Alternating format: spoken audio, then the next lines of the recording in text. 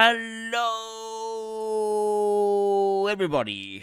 Welcome to my channel, and thank you for joining. Now, in today's episode, we're going to discuss the first practice game. Okay, Essendon and Geelong. Well, the first official one, anyway. And I was so excited before the game because it was like waiting to watch a grand final because I haven't seen footy with live scoring of Supercoach for about 6 months. I couldn't come down. Now, I put up a video earlier today, probably an hour before the game, or maybe even 2 or 3 hours before the game. This one here is TDK and SDK of a Traps. I put up this video, and I even said during that video that they have a matchup. Well, Geelong has a matchup against Melbourne. So we're going to see SDK get slaughtered by Gorn. And the funny thing is, Scott says on an interview they're worried about their matchup against Melbourne. So he must have watched my channel just coming down. Now, as I was watching the game, my biggest enjoyment is looking at the Supercoach scoring at the same time. So I was watching both. Unfortunately, when I was watching the game and I was watching, looking at fan footy, for some reason all the players weren't appearing at the start, so I then switched it over to DFS Australia, and they had up all the players on, and it was good to watch anyway, and see the scoring at the same time. But the only problem was they don't have disposal efficiency on DFS, and I really love seeing disposal efficiency, so I had to switch back to fan footy to get this disposal efficiency stat here. And let's go through some of the players that we enjoyed looking at. Now, let's start from Geelong first. Okay, now take note here. Disposals. Actually, I'm just going to go back to this one. It's easy to spot out for the disposals. Jerry Myers, once again, 30 touches. He's just a ball handling machine. He always gets 30 touches. I don't know how he does it, but playing in a forward line, it's actually insane. He had more touches than most of the Essendon players. Or actually, he had the third most touches on the ground. Okay, and that's pretty impressive for a half forward. But he did go well in fantasy points. But didn't do too well in Supercoach points. Okay, so if we go back over here, maybe his disposal efficiency was off. Let's have a look. It was 66%, so he sort of hacked it a bit this time. But he has a big chance, big possibility of really scoring high as a half forward. So he's actually one that I'm rewatching, but he's got that awkward price, and unfortunately, I don't want to splash that kind of cash for Jeremy Myers. Now, Jeremy Cameron is going to be up and down this year, so we'll probably skip on him. We saw Tom Stewart scored 95 points, which wasn't a bad game for him. He's got 2 bye rounds, so maybe pick him up after his bye round. I'd wait for his bye round. It's not convenient, especially the round 3 bye, which is a disaster. So probably pass on Tom Stewart for now, and maybe get him afterwards. But he did look good. Had that rollback. Started the CBAs and then changed and played a more defensive, the usual Tom Stewart role. We even took kick-ins, but I don't have the stats here to see how many of the kick-ins he took. Now, mind you, it wouldn't have been too many because Essendon only scored 2 behinds, so I don't think he took that many. I did see one, so maybe he took both of them. I'm not sure. But then, if you go further down, actually, if you think about it, if Essendon scored 10 behinds, maybe Stewart would have scored a lot more points. So maybe it's not a bad score. His 95 Supercoach points, considering only 17 goals too. Now, and that's pretty good at accurate kicking from Essendon in a pre-season game, kicking only 2 behinds. They must have been really practicing their goal kicking. When we go to Blickhalves, okay, now Blickhalves scored the 79 Supercoach points, but that's we're not looking at Blickhalves. Well, Blickhalves is stopping our boy here, DeConning, from scoring because they're sharing that ruck, okay. Now, even though their main ruckman wasn't playing, and he was playing in the VFL, so maybe he's going to retire there. We're not sure, but even with him out, the Connie's still not getting that 100% mid-time. Well, ruck time anyway. He's probably going to get about 50-50, and it's not enough.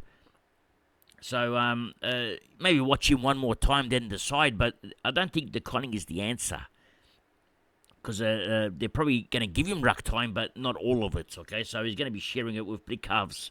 Then you go further down, and the boy that I liked a lot is Nevitz, Mitch Nevitt. Now, he started playing in the midfield, and he sort of switched roles to look like a wing, half back, half forward, back to the midfield. So maybe they were testing him around everywhere to see his mobility. But in the middle, he looked really good. So he scored the 70 points, which is good enough for his price. So very happy with that for a rookie. So I think it's a lock. I think Mitch Nevitt, you need to lock him in. A must have, okay? Now, if he's named for round one, which I think he will be.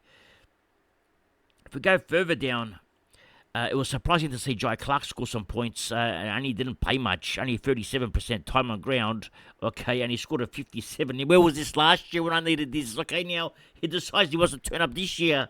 Anyway, pass on Jai Clark. Don't worry about Clark. Holmes, don't worry about Holmes, okay? It was just a practice game. He didn't put in the 100% required, so he was just having fun, okay? So don't get too concerned on Max Holmes, okay? How much disposals did he have? 12 kicks, 10 handballs. I mean, whatever. He actually, what is it? 12 kicks, 22 touches. Don't have any concerns with Max Holmes. Okay, so he'll be a star. Again, Danger didn't go in that midfield today, so he played a bit more forward. So we'll probably see Dangerfield more in that midfield. And that's pretty much it. There was no one else of interest except for O'Sullivan, who didn't really, he did impress in the first quarter, but didn't impress much. However, he only had 40% time on ground, so he didn't really play the whole game, okay? So, not sure on job security when you only see 40% time on ground, so we'll see how his job security is. It's actually a concern, because he actually looked decent when he was out there. We're going to struggle for these rookies, and if O'Sullivan's not going to get that game time that we need, we could have a problem. Now, we go to the Bombers, and we look at Nick Martin. Now, Nick Martin, a.k.a. the Spud, okay? Now, he actually had a good game. He had a really good game, and playing more like a wing, half-forward role. In the first quarter, he was going nuts, okay? Probably the first half. Well, still ended up with 108 Supercoach points, 19 kicks and 3 handballs, and going at 77%. That's good kick-to-handball ratio, so... the only problem is he doesn't have that midfield role or that defensive role, so it's probably going to be a pass, okay, because he's not going to always go nuts in that forward line. It's very hard to go nuts in that forward line. Ridley scored his 104 Supercoach points, but we know the risks involved when you pick up a Ridley, and they also got 2 bye rounds, okay, so I'm not sure on Ridley. Now, if we go further down, okay, and we're going to look at... Kako, okay. Now, Isaac Kako scored 97 Supercoach points, 4 goals, should have been 5 goals. He's not going to kick 5 goals every week, okay. And when he kicks 4 goals, a score of 97, take those 4 goals out. He did tackle, okay. He's had 2 tackles. It's not enough tackles for a forward pressure. He's a good young kid, okay. I think it's going to be a slow burn, even though this looks really good, okay? It's exciting, and he's an exciting player to watch. Don't expect these kind of scores from Kako, okay? Probably expect 50s and 60s from him. I think that's been reasonable, okay? Because if he kicks 4 goals every week, okay, he's going to have 100 goals in a year. I can't see that happening, okay? So no one kicks 100 goals a year, so especially a small forward. So Kako looked the goods, but, okay? If you're an Essendon supporter, you'd be very happy with what you saw. The future's there. Now, going further down, Tachiki, or Tatsatsis, okay, as we know him. And now, Tatsatsis was always on our radar, but we don't want to splash the cash, because we got Titas at Abs Magic. We don't splash this kind of cash, but things have changed. Now, I put up a tweet. It says, I hate spending 200Ks for rookies, which is actually the truth. I don't like it, okay? It hurts. I virtually cry every time I spend 200K on a rookie. It bleeds, okay? But I love tzatziki, okay, and that's the if you don't know what that is, that's like a yogurt Greek dish. They put a bit of yogurt and some other stuff in there. It tastes very nice. Okay, you should try it. And so I said maybe I have to splash the cash on tzatzis, and here you can see me splashing some cash. I think he's virtually if he plays round one, or he's going to play round zero, we're going to see it. Then when he plays in round one, he's going to be a lock. There's also one thing to consider when you see Supercoach scores, especially in the pre-season. It's with Supercoach, they still divide it by 3,300 points. Okay, now this is important because here you can see we've got 52 players now sharing 3,300 points. So the sort of the time on ground, as you'll see, well, if we go back over here, because I sort of I'm used to this one. So the time on ground, it's pretty much reduced. Okay, a lot of players of 24%, 44. So you got 52 players sharing these points, whereas normally you would have nowhere near this many. You'll have 23, 46 players sharing the points. So you got an extra 6 players to share an extra 33, well, whatever the points are. So some of these scores you may see, you could probably add on another 10% of what they scored. So, for example, if you see Chachiki, okay, scored a 90, probably as good as 100 in a normal game, okay, because there'll be more scaling added on top as well. Now, going back on Essendon, okay, let's keep going down the list. Now, interesting one here is Nick Bryan, okay. Now, if you're not sure of Nick Bryan, he's the other ruckman at about 300k-ish, okay, and had 49% time on ground, scored an 85, okay, that's quite good. Now, he didn't actually do a lot of rucking, okay, I mean, he must have got 14 hitouts, but compared to Draper's 25, but Bryan at 300k is one to watch again, because scoring an 85 at 300k, with 49% time on ground is not bad, okay? I mean, if he had, say, 80% time on ground, that score might have been a lot more. So keep an eye on him for round 0. I'm actually watching him close. Now, Zach Merritt, we don't need to talk about, okay?